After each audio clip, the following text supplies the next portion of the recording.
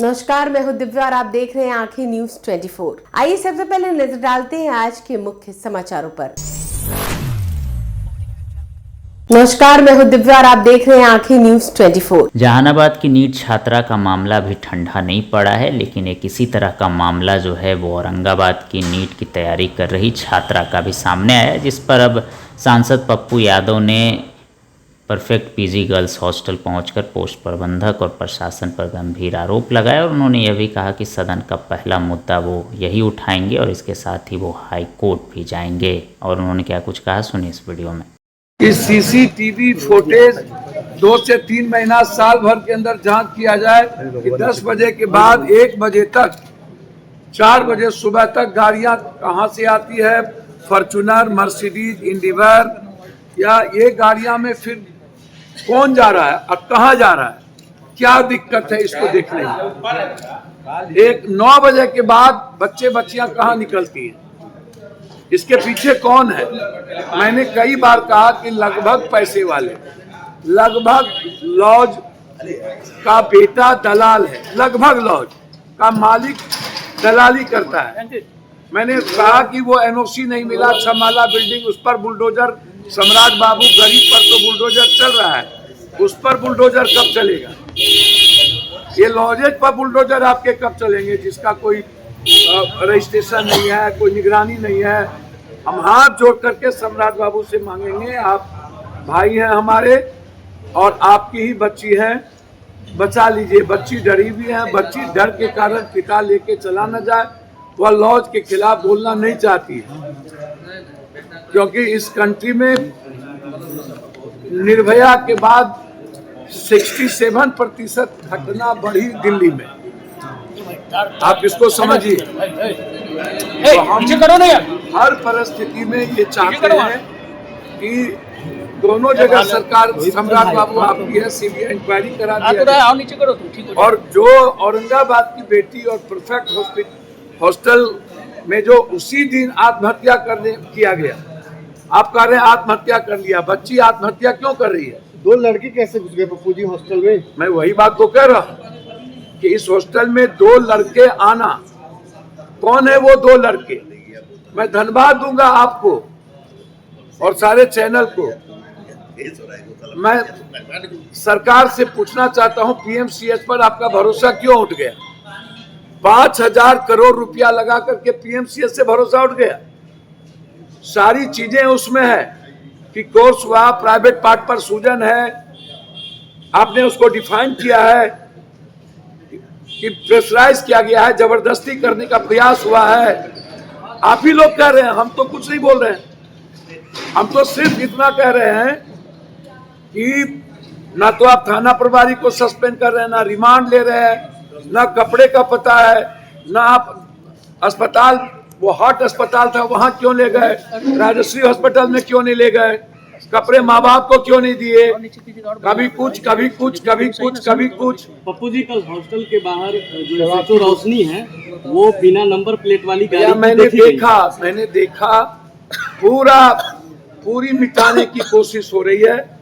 अभी तक उनको रिमांड पर नहीं लेना, हॉस्पिटल के खिलाफ कार्रवाई नहीं करना, हॉस्टल पर बैन नहीं लगाना, रजिस्ट्रेशन वाले हॉस्टल पर प्रक्रिया नहीं करना, पीएमसीएच के पोस्टमार्टम रिपोर्ट 12 तारीख को आ गया, उसके बाद लाठीचार्ज करना, फिर कार्रवाई करना, 13 को भी उसी बात को दोहराना, 9 तारीख तक एफआईआर ना होना, 6 तारीख को वर्जन नहीं लेना थाना प्रभारी के द्वारा। जब आप बच्ची को प्रभात ले गए उतना दूर, तो फिर बच्ची से आपने फर्द बयान क्यों नहीं लिया। वो तो खुद अपने ड्राइवर को भेजी थी डीवीआर लेने के लिए। मैंने वही कहा, बच्ची से फर्द बयान क्यों नहीं लिया।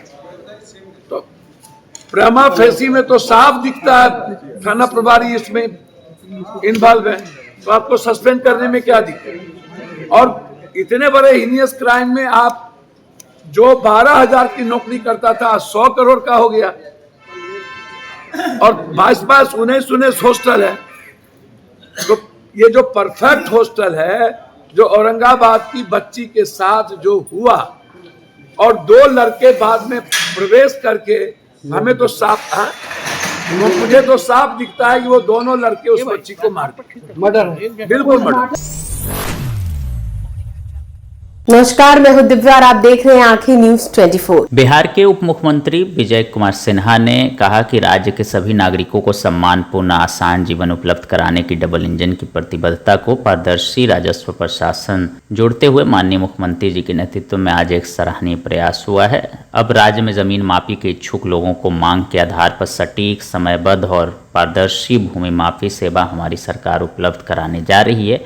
आगामी 31 जनवरी तक विशेष भूमि मापी अभियान चलाकर पूर्व के लंबित आवेदनों का निपटारा किया जाएगा। आगामी 1 अप्रैल तक विवाद रहित सभी जमीनों की मापी आवेदन के साथ वर्किंग डे के अंदर सुनिश्चित करने का भी निर्देश दिया गया है और विवादित जमीन की मापी प्रक्रिया को भी 11 पार्किंग डे के भीतर करने का निर्देश दिया गया। और उन्होंने क्या कुछ कहा, सुनिए इस वीडियो में। मैं आभार व्यक्त करता हूं माननीय मुख्यमंत्री जी का।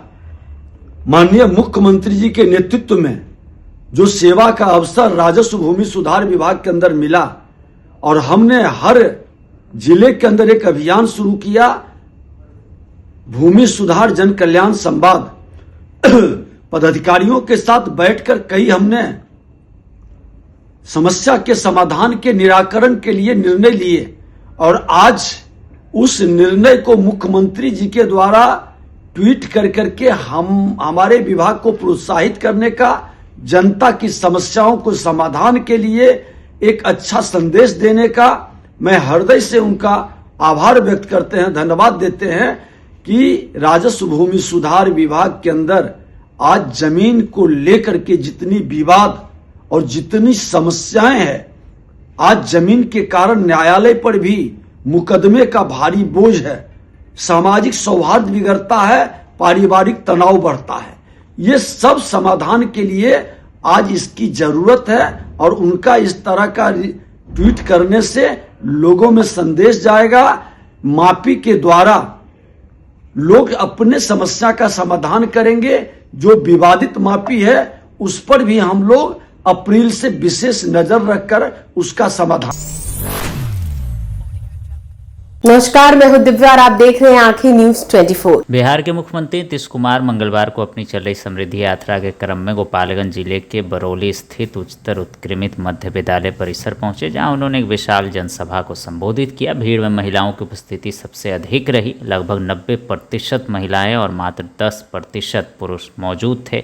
बड़ी संख्या में आई महिलाओं ने पूरे उत्साह के साथ मुख्यमंत्री का संबोधन सुना। अपने भाषण के दौरान मुख्यमंत्री नीतीश कुमार ने बिना नाम लिए राष्ट्रीय जनता दल और लालू प्रसाद यादव के परिवार पर जमकर निशाना साधा।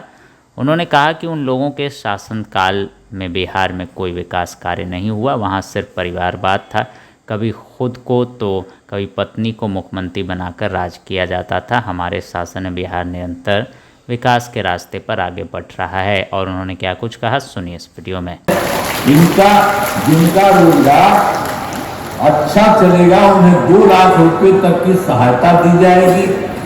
अगले 5 वर्षों में युवाओं को 1 करोड़ नौकरी और रोजगार उपलब्ध कराए जाएंगे। इसके लिए नए युवा रोजगार एवं कौशल विकास विभाग का गठन किया गया है। और फिर इसके बाद दूसरा चीज है समृद्ध उद्योग और सशक्त बिहार। अगले 5 वर्षों में उद्योग लगाने पर पूरा जोर दिया जाएगा। सभी जिलों में औद्योगिक क्षेत्र की स्थापना की जाएगी। फिर नए बड़े उद्योगों के लिए मुफ्त जो भूमि एवं अनुदान दिया जा रहा है, अब पुरानी बंद चीनी मिलों को चालू किया जाएगा। अब आप जान लीजिए, तीसरा है कृषि में प्रगति। प्रदेश की स्मृति कृषि विभाग के लिए बिहार पहले से ही काफी काम किया गया है। अब काम में और तेजी की होने वाला है।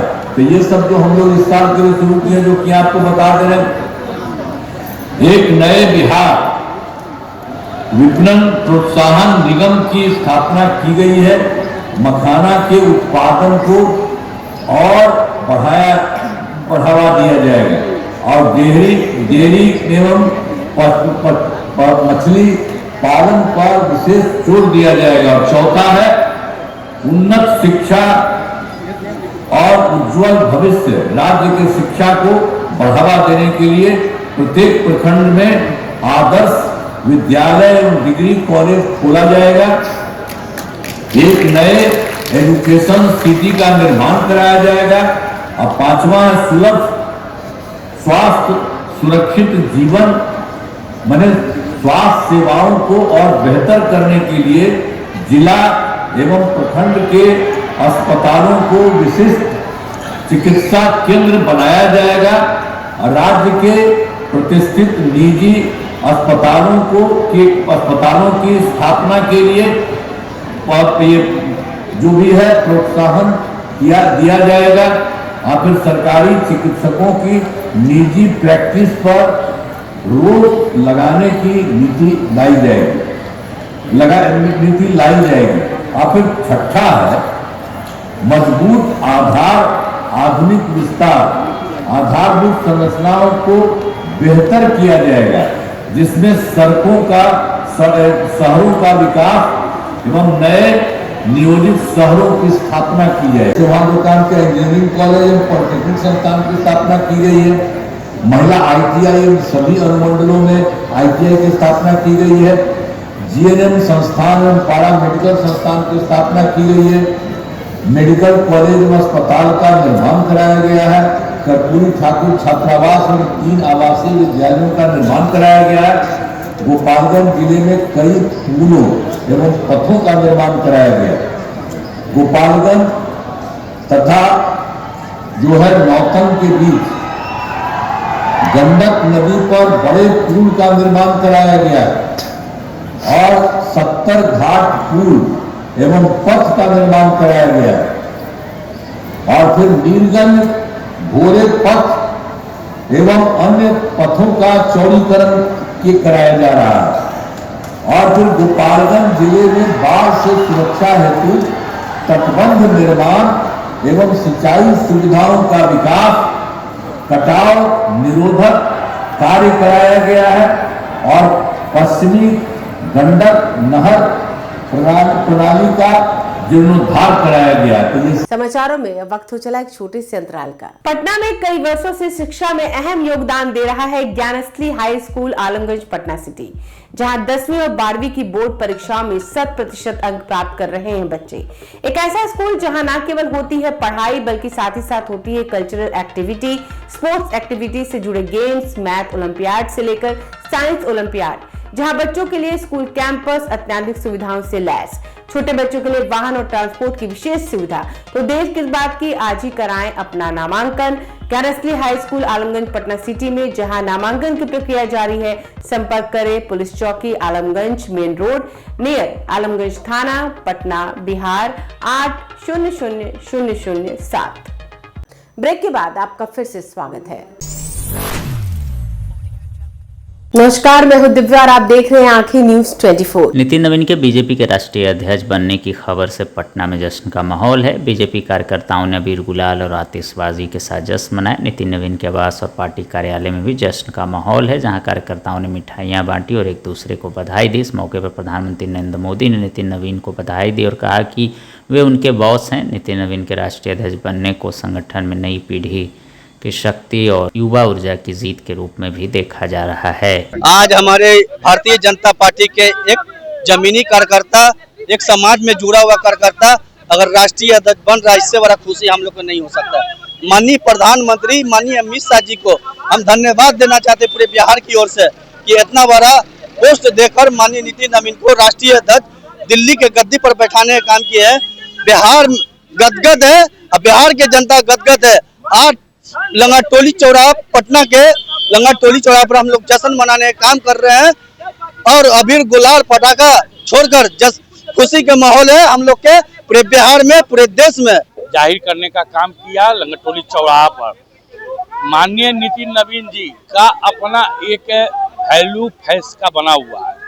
वो बांकीपुर में रह के हर वर्गों का सम्मान करने का काम किए। जो भी उनका कार्यकाल रहा बांकीपुर में काफी अच्छा और सराहनीय कार्य रहा, जिसको लेकर के शीर्ष नेतृत्व ने उन पर भरोसा संगठन का काम का दिखाया। उन्होंने पहले भी बहुत से जगहों पर चुनाव में संगठनात्मक कार्य किए हुए हैं, उनको अनुभव भी प्राप्त है। नमस्कार, मैं हूं दिव्या और आप देख रहे हैं आंखें न्यूज 24। बिहार संघ परियोजना प्रबंधन इकाई शिक्षा विभाग को लेकर तमाम जो शिक्षक अभ्यर्थी थे पटना बीजेपी ऑफिस में जमकर उन्होंने प्रदर्शन किया। वहीं शिक्षा मंत्री सुनील कुमार के लिए भी हाय हाय का नारा लगा। इस दौरान उन्होंने क्या कुछ कहा है, सुनिए इस वीडियो में। आउटसोर्सिंग से बीपीएम यूनिट में थे, बिना भरवली से वीडियो कॉन्फ्रेंस से हम लोग को निकाल दिया गया, बिना कारण बिना जांचे हम लोग को डीओ के माध्यम से निकाल दिया गया। हम लोग कोशिश कर रहे हैं कि पुनः वापसी कर दिया जाए, जैसे भरवली निकाला गया उसे ले लिया जाए। हम लोग हड़ताल करेंगे, भूख हड़ताल रहेंगे, अनशन में रहेंगे। हम लोग को फिर से बहाल कर दिया जाए, जैसे हम लोग को हटाया गया मौखिक आदेश से, वैसी करके हम लोग को बहाल कर दिया जाए। मांग सुनने की आशा है हमको सम्राट चौधरी जी से बहुत आशा है और माननीय मुख्यमंत्री विजय सिन्हा से बहुत आशा है कि हम लोग को पुनः बहाल कर दिया जाएगा। बीजेपी कार्यालय से आश्वासन मिला है, इसलिए सर बीजेपी कार्यालय में हम लोग आए हैं। एकदम लग रहा है सर, 100% लग रहा है। जी एकदम 1 करोड़ रोजगार के बारे में वो बोल रहे हैं। अरे दूसरे को रोजगार देंगे, इससे अच्छा बिहारी युवा को रोजगार देना। हम लोग टेक्निकल फील्ड से बीटेक MBA करके किए हुए हैं सर। इसी के माध्यम से हटा दिया गया है, ये हम लोग चाहते हैं दोबारा हम लोग को वापस लिया जाए। हम लोगों को जो जिस तरह से नौकरी से निकाला गया, हमारी नौकरी वापस, हमारी यही मांग है। क्या लग रहा है सरकार आपकी मांगों को सुनेगी? हाँ बिल्कुल सुनेगी सरकार, युवाओं की सरकार है, जरूर हमारी बातें सुनेगी। शिक्षा विभाग में फर्स्ट डे से ओपनिंग से काम किए हैं। प्रखंड में BPMU की स्थापना शिक्षा विभाग में हुई थी। 18 महीना हम लोग रेगुलर काम किए। हम लोग का विभाग इंटरव्यू लिया, स्क्रीनिंग किया और अचानक 31 मार्च को हम लोग को हटा दिया गया। हम लोग कहाँ जाएंगे? अगर आपने अभी तक हमारे चैनल को सब्सक्राइब नहीं किया है तो हमारे चैनल को जल्द से जल्द सब्सक्राइब करें, लाइक करें और शेयर करें। देश और दुनिया की तमाम खबरों को देखने के लिए लगातार देखते रहें आंखें न्यूज 24।